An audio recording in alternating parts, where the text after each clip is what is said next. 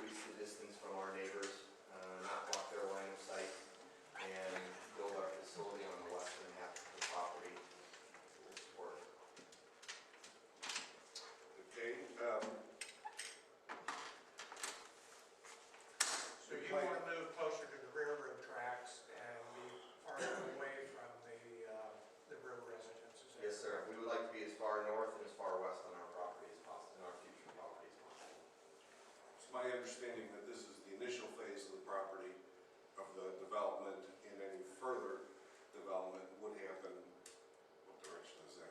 East The bottom. of the original. Or, But I apologize, I don't understand, you're talking Peter, about, you're looking at starting in this area, correct? yes, sir. So in the future, what he's asking is, in the future, if you expand, are you expanding this direction, you don't know yet? So this is Alexa, she's also, Alexa Tetzloff, she's counsel on our team. So Yes, go ahead. currently, what we're looking for is the opportunity to build on that parcel and develop our engineering plans, and really just have as many options as possible with a comprehensive and continuous zoning. It creates problems for us to, or I should say, it may create a problem for us if our parcel is divided and has separate zoning. So we would like the opportunity to assess each site, keeping in mind the proximity to our neighbors, and, really pick a location on the parcel that's best suited for this and that will have the most minimal impact on the community. but the green area is allowed by right Right, to build what you're talking about, exactly. Yeah. right? The green area is allowed by right. We haven't identified exactly what parcel or what portion of the parcel is ideal for this purpose right now. Right. We do have plans to survey in the near future, but because the application period closes in 18 days, we're trying to move through the zoning and create as many options as possible. Is the building size that you need both of them? There's only one building. Yeah, I knew that. Okay. Oh, no, we would be able to fit, we think that we'd be able to fit it in either half of the space, but our intent is to create as much distance away from our neighbors, and actually, the utility run is to the north, near the public safety facility, so as far north as we can be on our property. So you're buying both the orange and the green. We currently have a contract to purchase both the orange and the green. So you would have control over what you don't have a building on, basically. We would, yes. We would own that property. Now, do you already have a state permit? We do not, no. No state permits have been issued. The state is accepting applications, or will begin accepting applications next Monday. That application window will close on September 22nd. And permits will likely be issued, I don't know if you ask the state, but And would you, just for clarification purposes, would you tell everyone how many permits are going to be issued? yes, there will be 21 or 22 permits issued. The permits for cultivation are allocated by police district. We are applying in this district, District 10, and those 21 or 22 facilities will be the only permitted facilities in the state of Illinois. And that equates to one permit per district? One permit per district, yes. There are 22 Illinois State Police districts, but District 15 is actually the interstate highway system, so I think it's going to be difficult to locate a facility there. Put it in the meeting. There's probably more on the interstate system than there is. Or some oasis. Might have a problem with that. But really what we're asking for is a zoning amendment to bring the entire property that we are currently under under contract to purchase into the same zoning classification. And, we don't have the final say on this, so when are you going to take this, Just whatever? going to council Monday night. Okay. On the zoning, they've already approved the marijuana. There's nothing that needed to be approved because it's allowed by right by our current zoning. So there was no council decision on whether or not to allow them to do a facility or not. Hold the presentation Monday night. Just an informational presentation. And it's really up to the state, Yeah, ultimately the decision is the state who gets the permit. as long as they meet our zoning requirements. So let's assume that this zoning gets changed and you have the right, we're zoned business then, and you don't get the permit, where are you going to go from there? Well, we haven't really gotten there yet. Yeah.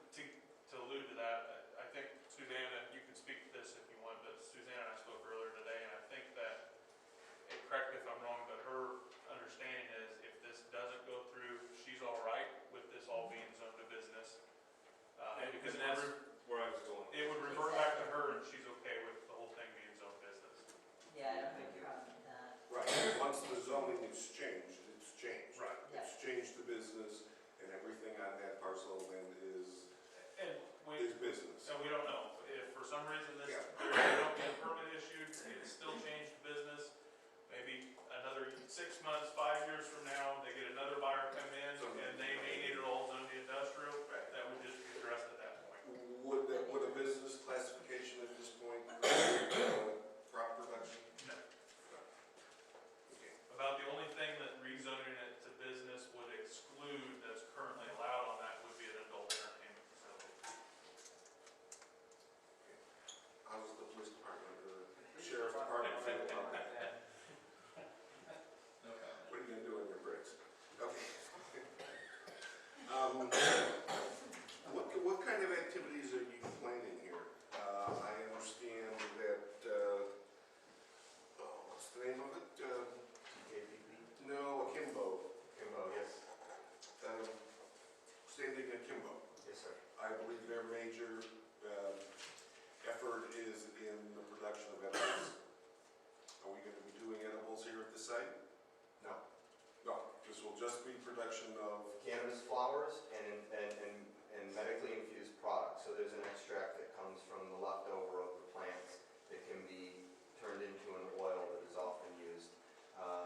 That will also be the other product that we will be producing in our facility. But we will not be opening up we have no intentions to be doing a bakery or creating edible products at this time, at this time. which could. Okay, What, We apply for the state, approved with the state also. We have to register all of the products that we plan on producing at the facility with the state, yes. And if they did in the future decide to go into production of that sort of thing, that would fall under that same agricultural activity because the definition allows the processing and packaging of the product grown on site. I understand that to be correct. Yes. So it's really not a problem, just trying to figure out what we're really doing. Yes, So sir. this is a pharmaceutical business.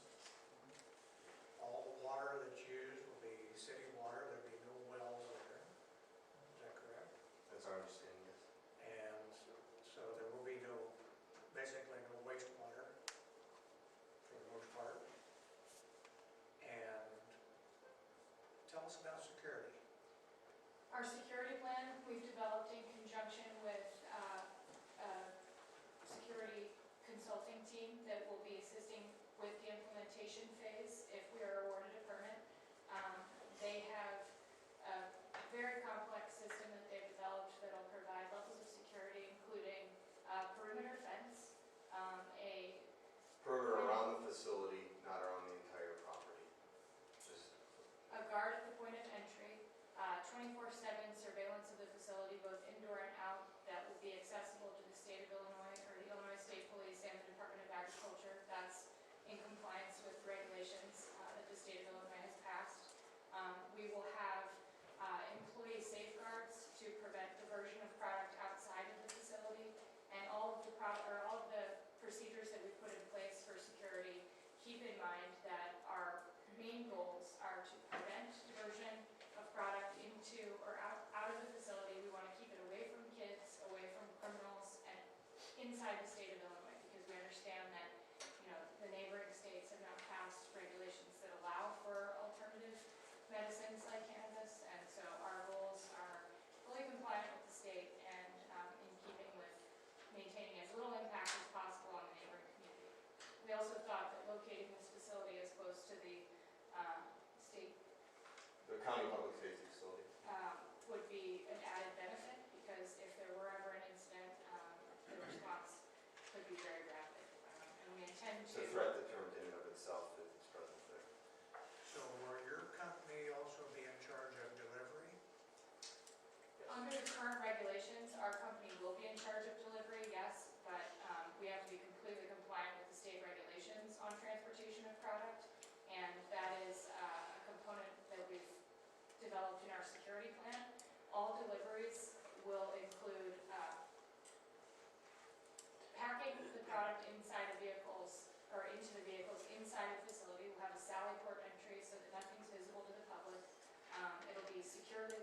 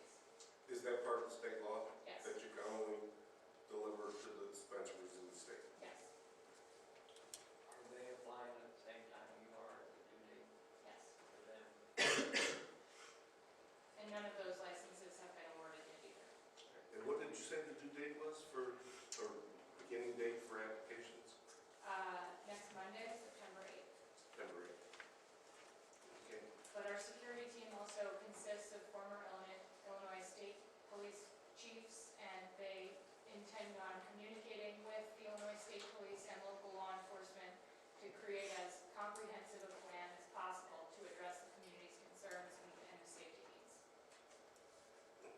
Well, from my reading of the statute, the restrictions are pretty They're pretty hefty. strict.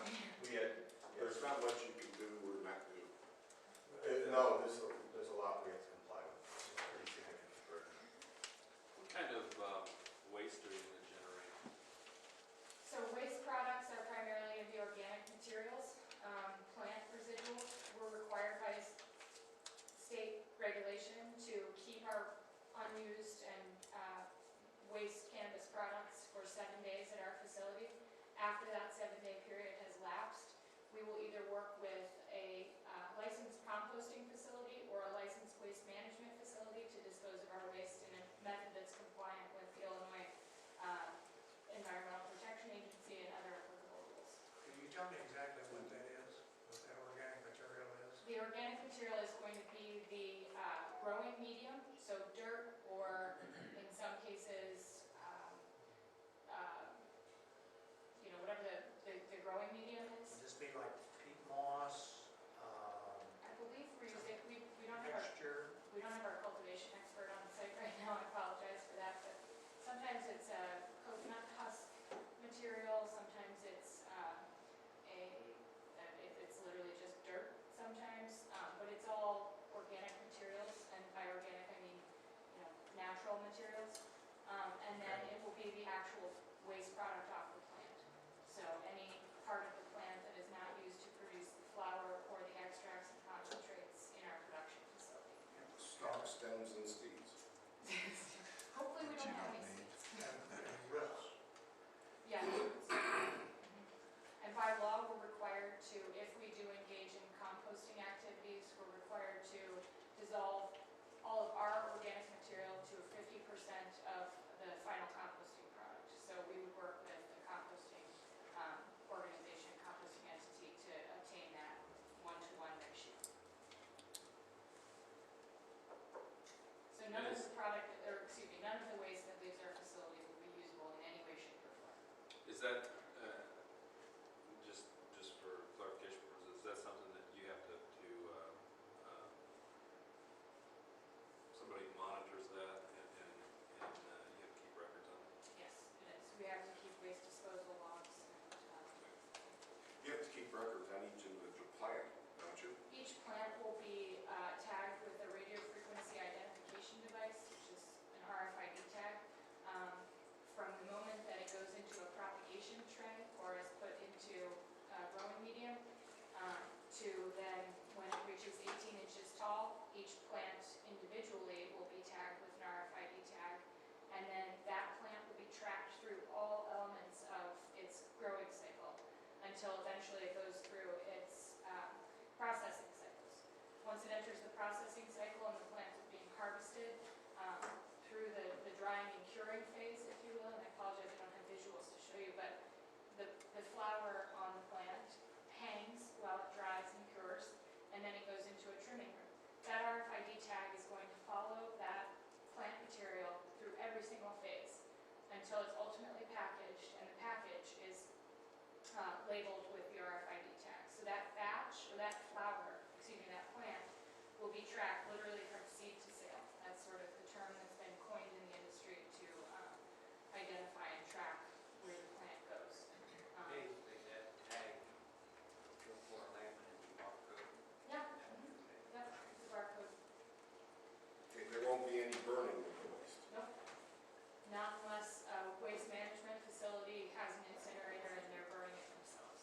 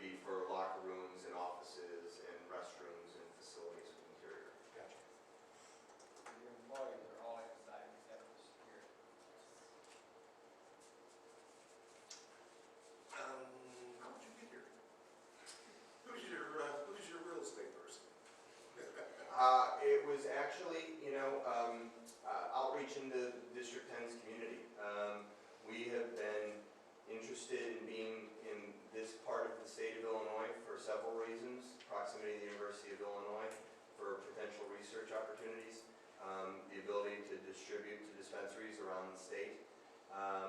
And I was reaching out to a number of municipal economic development officers, chambers of commerce's, and mayor's offices, and got responded from about 5 or 6 different municipalities in the area. And when I came to see some of the potential locations in Monticello, found a plot of land that we were able to afford next to the public safety facility, and we thought it was a good fit.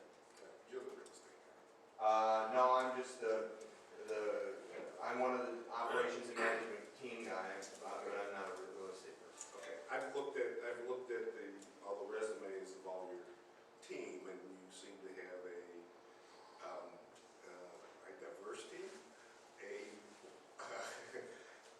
a well-diverse team, I think. You've got somebody who's really into the being standing akimbo. You've got somebody in real estate. You've got any number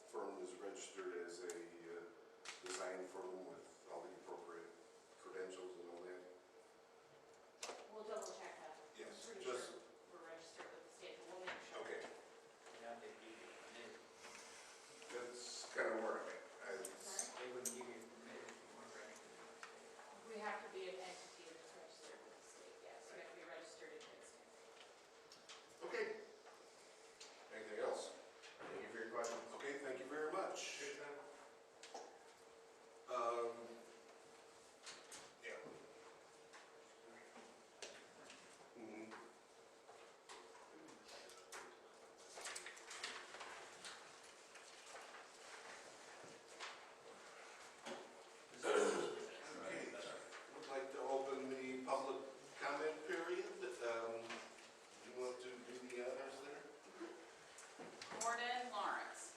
Do you want me up here, or Yes, can please. I just stand? No, yes, please.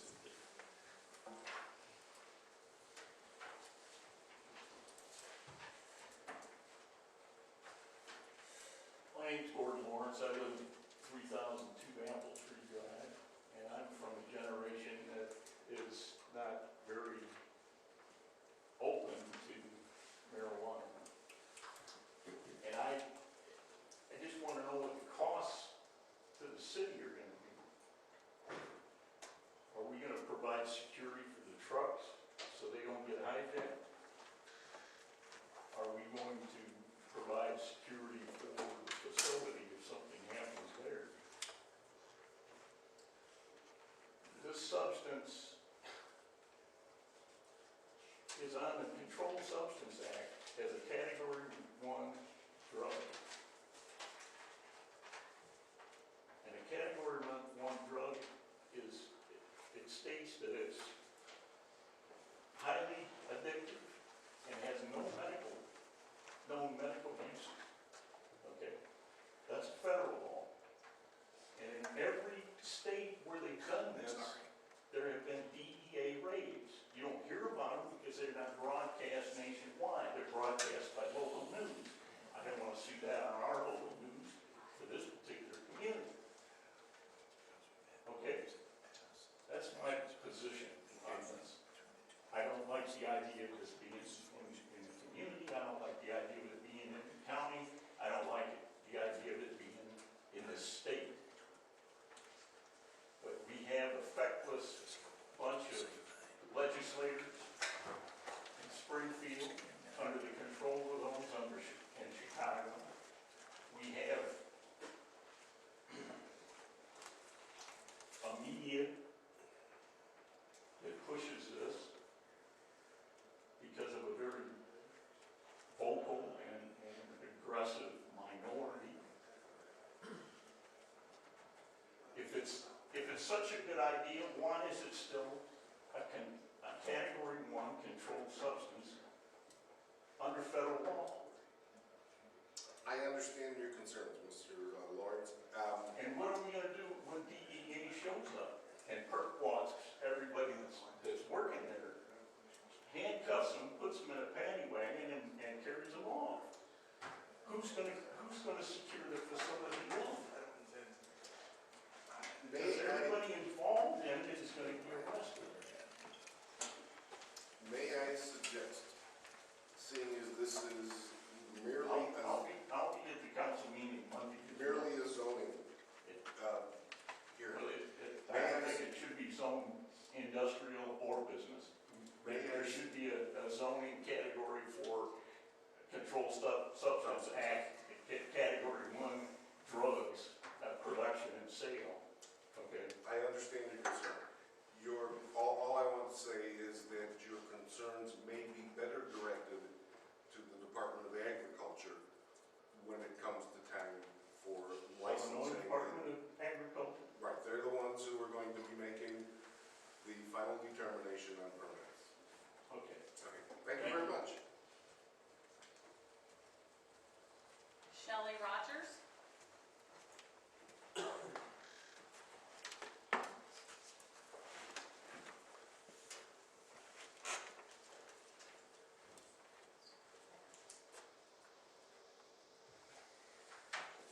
Well, I'm happy to hear that they're considering Raymond Road adjacent property, that they are considering trying to move away from properties, not to cause as much trouble.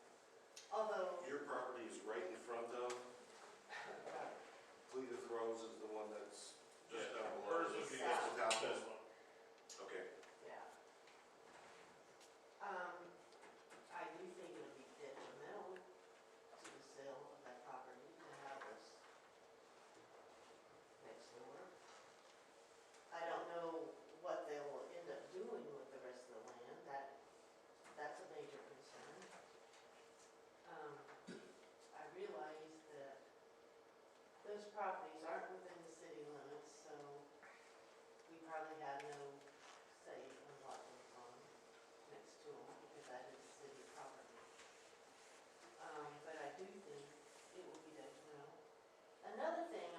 concerned about, and I don't know if this is the right place to bring it up, but Monticello is, I was in the real estate business. Monticello has always looked at a good place to raise your family. And I wonder what people will think when we have something like that here. You know, I think that will change people's outlook on wanting to go to Monticello. And I know this says probably wouldn't be taken right, but younger people, the way they think about things, I'm wondering, you know, if this isn't kind of a spur on to them. Well, they're growing it over there, you know, and so it's okay. You know, I mean, I'm not, And no, and again, I understand your concerns, and I understand your position.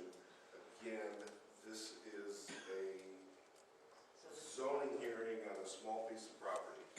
It's really up to the state to decide, to the Department of Agriculture, to decide who gets the permits and where they go. We as the planning commission, and I believe we as the city, have very limited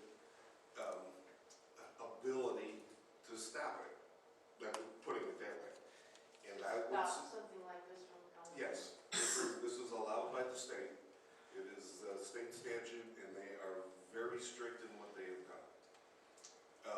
Again, I would suggest that if you have these concerns, that you respond and you talk to the Department of Agriculture and express those concerns to them, because that is the final licensing authority. Now, we have nothing to do with the licensing, you know, and they're gonna do it, this facility's gonna go in if we approve this zoning change or not. You know, so I think your best avenue would be the Department of Agriculture and their permit process.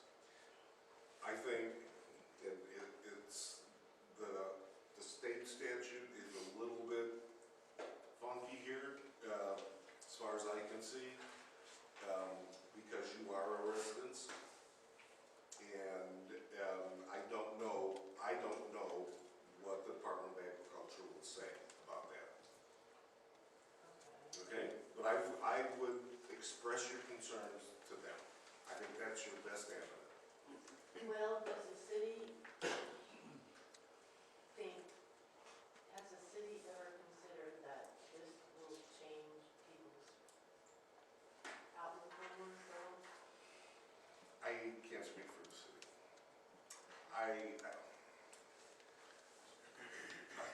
I can only say that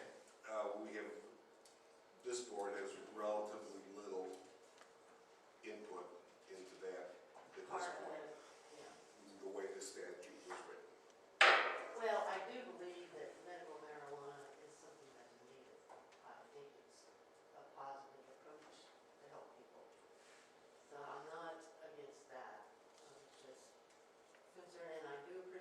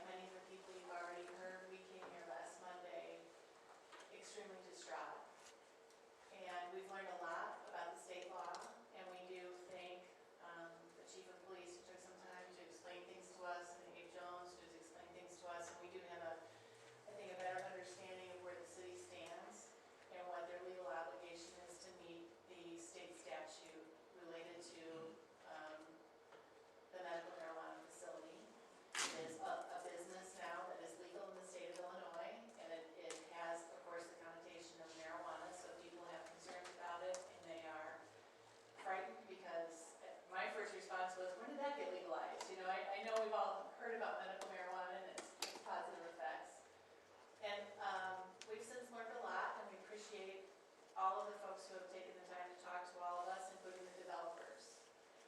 And I wanted to speak, I'm not sure if I'm quite speaking on behalf of the family, but we would have no alternative but to support this zoning change because it would allow the developers to site their location as far away from our family's home.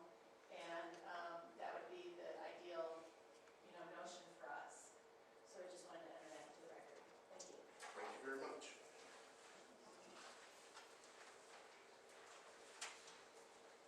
Steve? I've just got a couple brief comments.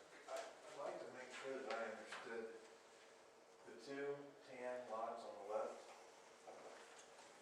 Bottom one is under consideration for their purpose. The second one up is the jail site. That's correct. Then just an observation, I think somebody misspoke when they said that they want to place a facility as far north as possible. I think what they mean is on the west lot.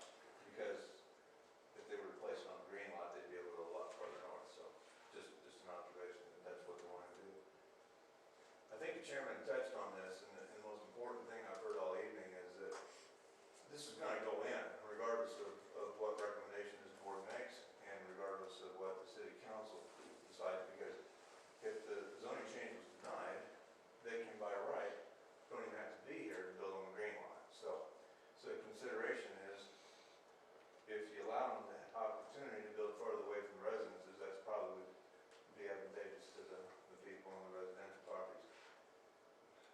All the other concerns, one way or another, about the facility and what they're going to do with the property has no bearing on this because they can already go in by right, so there's no decision to be made. So like if we say no to them, then that's not going to be an impediment.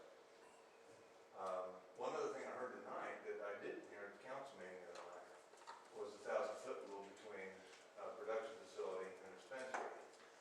Because that question was asked in the council meeting, and the answer was that they didn't have plans to put a dispensary on the property at the time, but if the City of Monticello administration was favorable and the community was, that they might consider it. And then tonight they indicated that they can't be. I don't think there's a 1,000-foot linear on this property anywhere. I don't know what the length of the lot is, but I'm guessing not 1,000 feet, it's only 40 acres. The only other thing, and I'm not pro or con to the facility, but I would draw people's attention, there are a lot of things that go on in Monticello that nobody knows what happens in that building. For instance, has anybody here ever been in the Nabisco building? I haven't. I don't know what they do there. I'm assuming that it's some sort of a distribution center, but I don't know that. We don't know what's going on inside the General Cable building right now. So I don't know that what happens behind closed doors is necessarily a plus or a minus to the community. If we're really worried about drugs being in Monticello, geez, you don't have to go any farther than the drugstore. There are some very powerful narcotics up there that would make marijuana look like. Anyway, that's neither here nor there. That's all I had to say. I just wanted to bring that up. And the issue that's under consideration tonight is simply whether or not to rezone that one lot. It's not whether or not to allow this business to come and locate here. Thank you, Steve, for your thoughts. And yes, nobody's going to know what's here unless they put up a big neon sign from Maryland. That's unlikely. Cultivation facility. And give tours. Or a sign that says Canfield Sock Company or something, and you still don't know what it is. A lot of people still don't, so. Right. Mr. Zimmerman? Oh, we feed.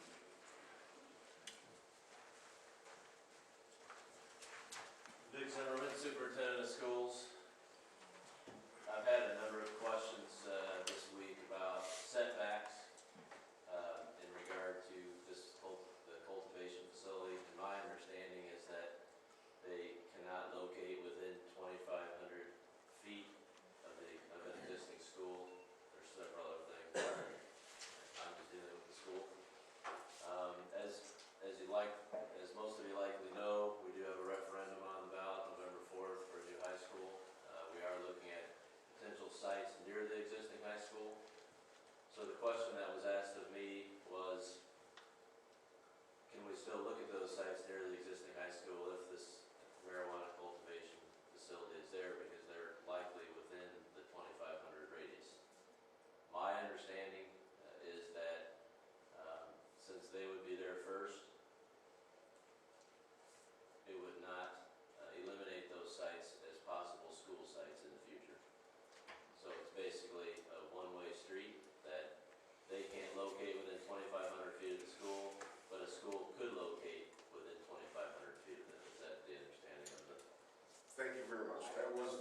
that was one of my questions, is what happens once this facility is in and the daycare wants to go across the street?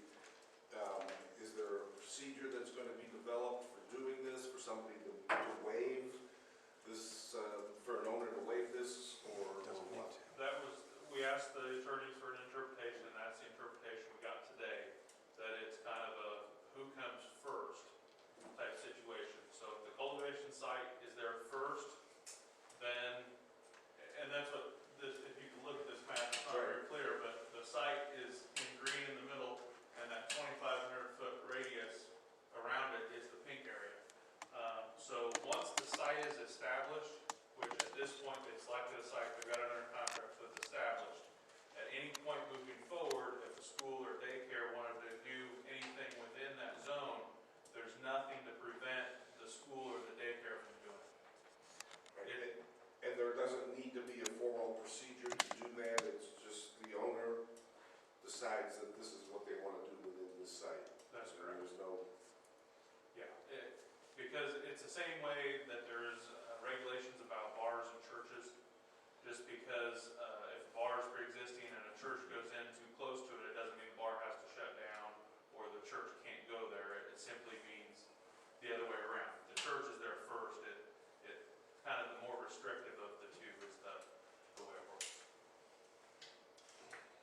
How much property tax generated for $4 million? $4 million. How much property tax? Well, if it's, The school, how much does the school get from that? well, if it's assessed at a third of that, then, 1.3 million. times that our tax rate's about 332, so, you know, not a huge amount of money, But but every little bit helps. it's equivalent to 10 to 15 houses going in and out.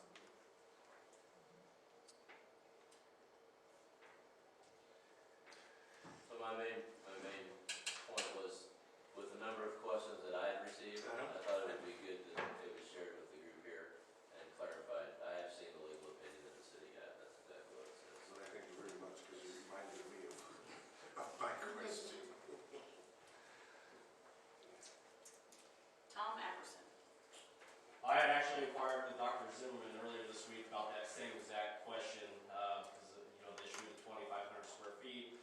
I saw for the current south corner of the ball diamonds where we're at now, it's about 2,700 feet from where the property is at. And I had concern myself about the school district looking at building a new facility, if that would limit the locations that they could potentially build at if this center came first. So I think that, I just want to make sure that that question was asked.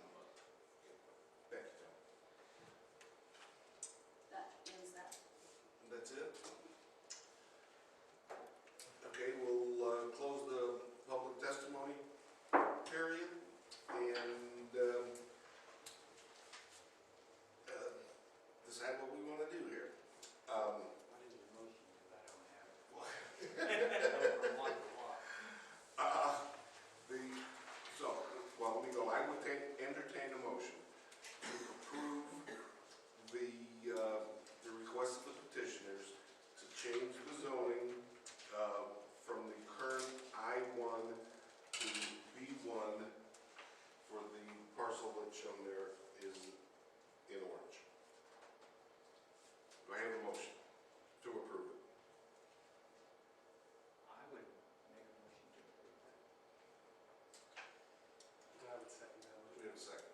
Do we have any further discussion on it? What's everybody thinking? One question, Uh-huh. and we've got a couple attorneys in the room, so they can answer this real quick. I'm assuming somebody's checked over the legal description, that we have the right legal description for the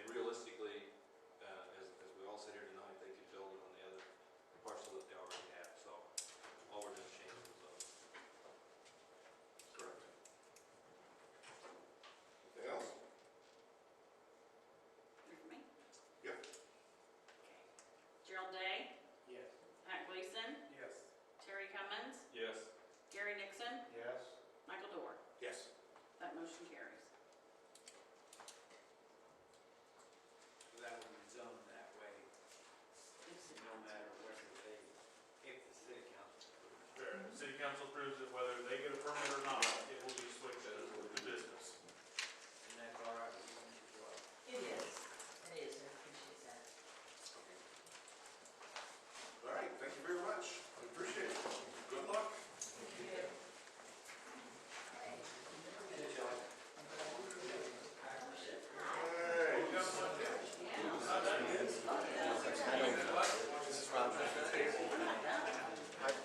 Hear these kind of questions and answers about what we're trying to do.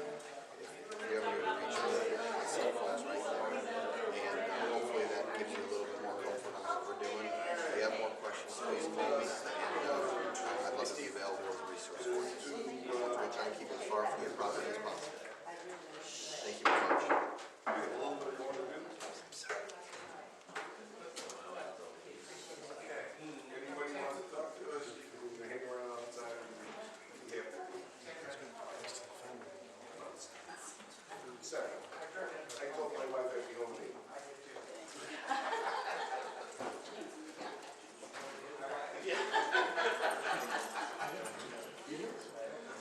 All right, the next item of business is.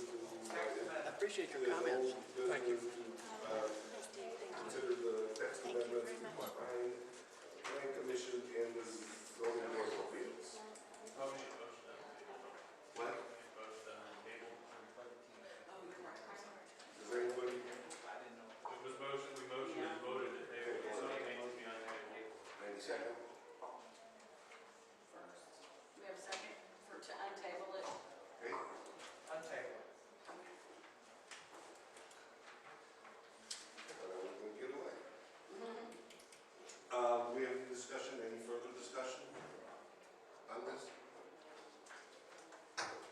My thoughts haven't changed. Thinking about combining the two boards. Did everyone get the answers to the two questions that were asked? I did, but I didn't bring them with me. Okay, so the two questions that were asked were about the alternate members and about the attendance requirements. So we'll deal with the attendance requirements first. Per our existing zoning ordinance and in the creation planning commission, it does have a requirement in there for attendance with a detail of how many meetings could be missed before a member would be automatically excused. The second thing would be alternate members. I sent that to the attorneys for response. The response came back that by state statute, the ZBA is not allowed to have alternate members. It is allowed with a planning commission, but it's strongly discouraged because it can bring in quorum issues, or it would bring into question a commission member being able to sidestep a vote, not show up at the meeting because they didn't want to go on record one way or the other on an item, on an issue, and allow someone else to step in and vote on it. So it is strongly discouraged. That being said, that's what came back from the attorneys. Like we said, like staff said, for us, You would say that the county board must check with the same attorney because they just appointed 5 and 2 alternates. well, the county has their own attorney. Everybody elects one.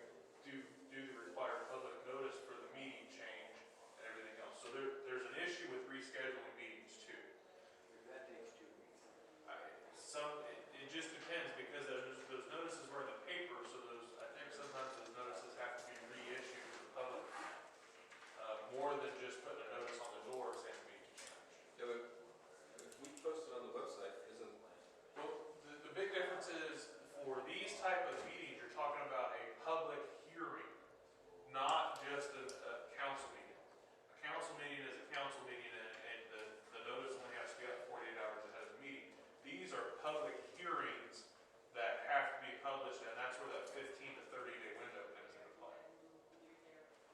So that's why when a meeting can't happen on the date, now we're pushed back to 2 weeks at least. Well, I still think the solution to that is 2 alternates. That solves that problem. Well, but, Well, the attorney, okay, let's say that we have 7 Yeah. members on the board, and 2 alternates. Does everybody get invited to every meeting? You know, they should be notified of every meeting, and if I would suppose if you come up with a problem that we don't have a quorum, then that you would contact the other 2 members and well, take see if they could come. the ZBA tonight. I knew I was gonna have one Well, we can't absence. do that with Well, ZBA. I know, but let's, for instance, I knew I was gonna have one absence tonight out of 7 members. So that means there should have been 6 people here, and all of a sudden we show up and we have 3.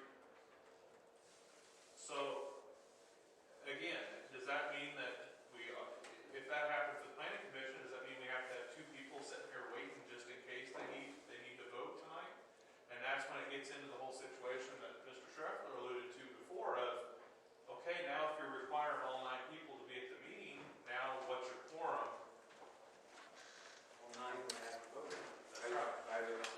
I don't think that's the circumstance, and I think that rules could be, procedures could be developed to deal with those kind of issues. Exactly.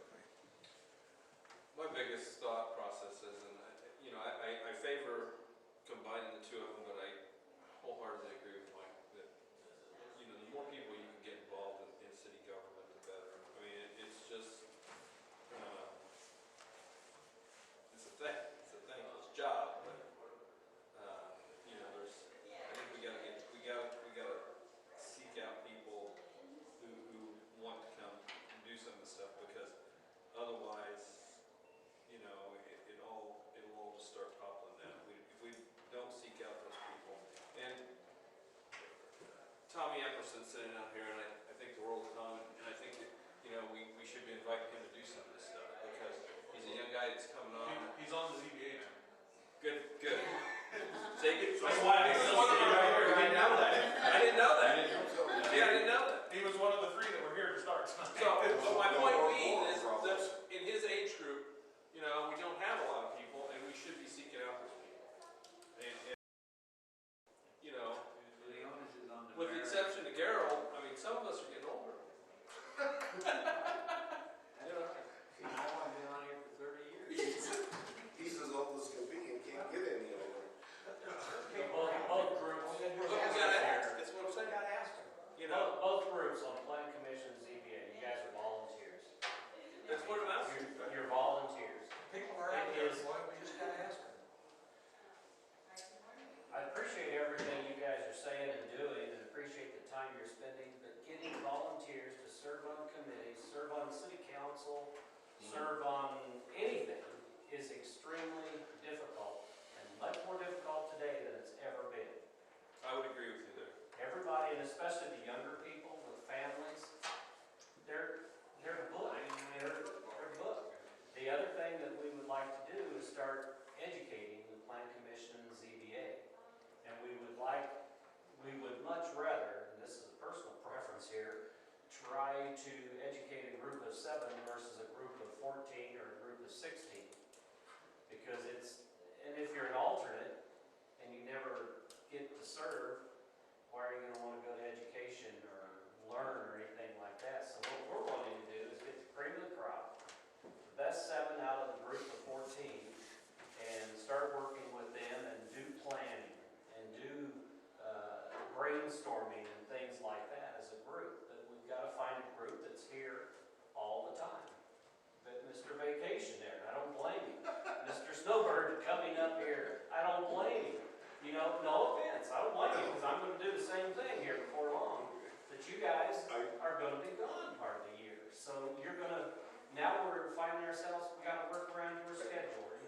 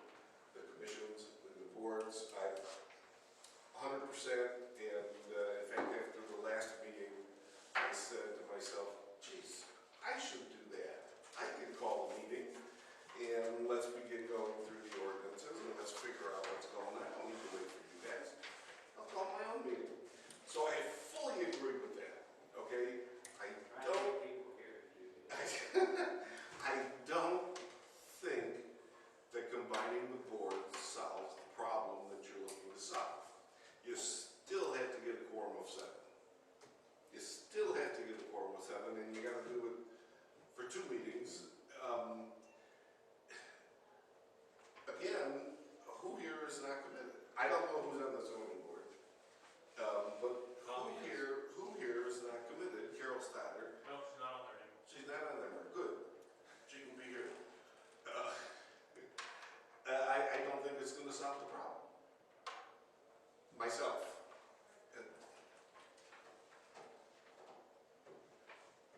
Have we looked into, because I know the county board does this occasionally, being able to phone it in? I hate to sway from how we do it. The Open Meetings Act is extreme, no, hear me out. The Open Meetings Act is extremely difficult. That's one thing everybody in here needs to get a handle on. And it's changing. I mean, it's ridiculous. And I know he's gotta put it on Facebook tonight probably, but the Open Meetings Act is ridiculous in a number of ways and getting extremely difficult for us to conduct business. Every member that's on every board needs to be educated fully so that they understand what we're up against on those. Right. We came up, when Callie was here probably a year ago, 6 months ago, we understood and came up with the realization that I can't send an email to the committee, because that's a violation of the Open Meetings Act if we're talking about it. So I have to talk to you, and then what? You know, so yeah, it's a very difficult thing. You know, and the state had a course that we all had to take on the council, and believe it or not, it was kind of garbage with a lot of, but there was a lot of good information on the Open Meetings Act. And it did give some very good insights as to what did constitute a meeting, and it wouldn't hurt anyone to take that class. It takes about an hour, not very long. I think Realize how difficult it was to get everybody certified I remember to that. do that? I remember that. I think I had to take that, Yeah. but I don't think anybody else did. Every elected official has to. Everybody does. Take it every year. Did you have to take it? I had taken it already for another board, and then send my certification. Michael, could I say something to Terry's question? Are we finished discussing this? Move to public testimony period? We can come back later.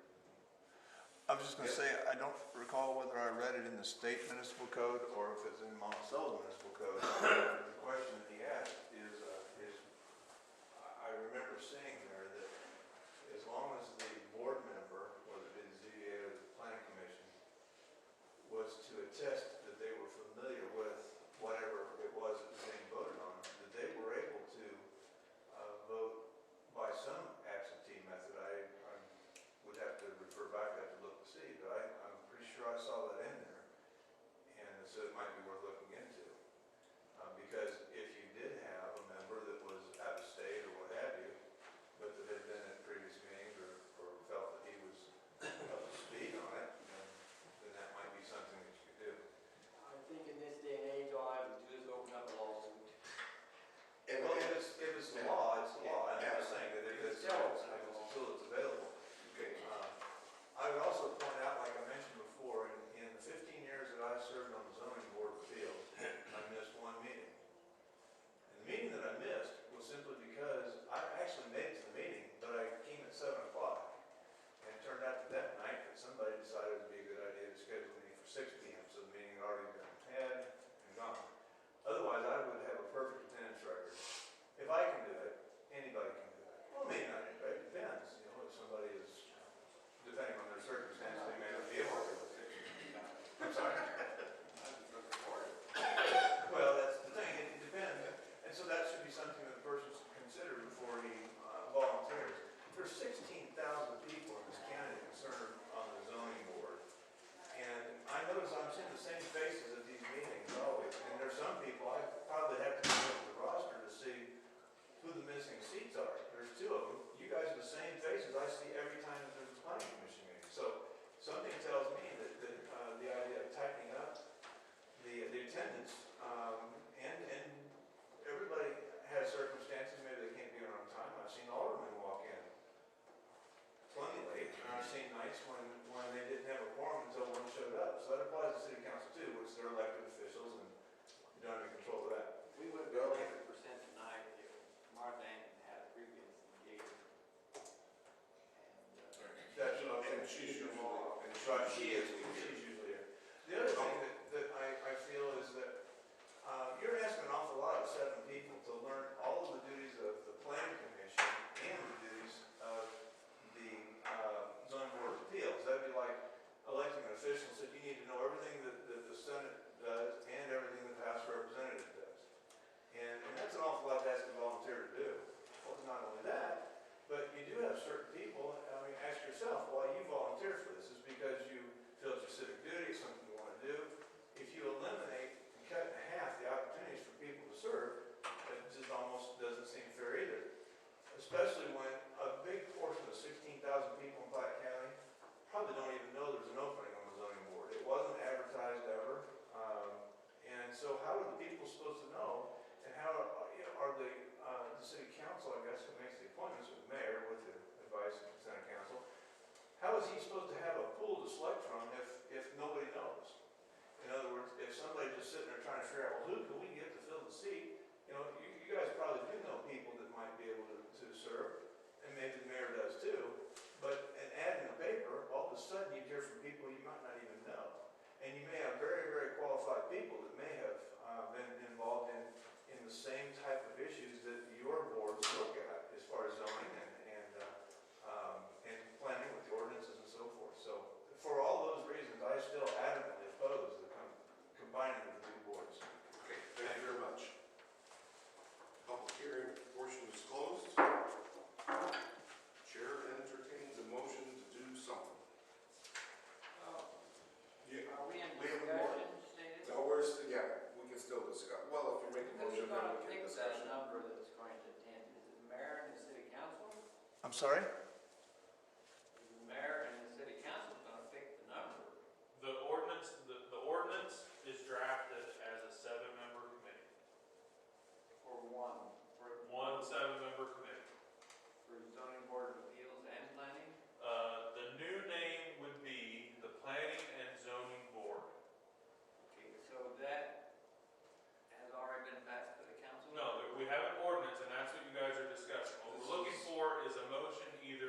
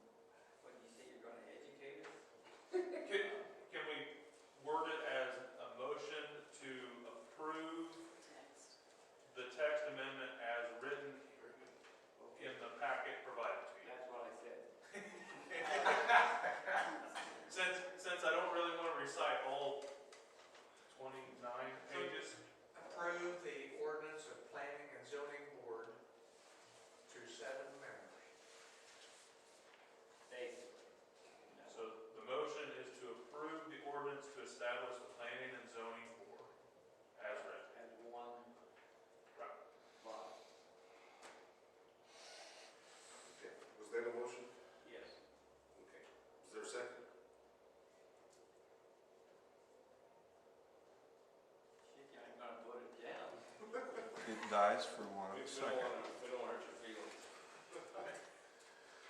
Okay. Motion dies for lack of a second. I'll make a motion to deny the. So you're gonna make a motion to recommend against the approval of it? Yes. Second? Second. Roll call? Gerald Day, No. Ben Gleason, Don't even ask me, I'm turned around. oh, So a yes vote means you recommend not approving it. A no vote means you are not for the motion. It is confusing. It's confusing. It really is. A yes means a no, a no means a yes. Does that make sense?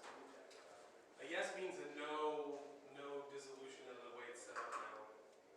A yes vote means you That's want right. to stay the way it is now. A no vote means you want it to combine to one board. No. Terry Cummings, Yes. Gary Nixon, Put the onus back on Mike. I already said it once, okay? yes.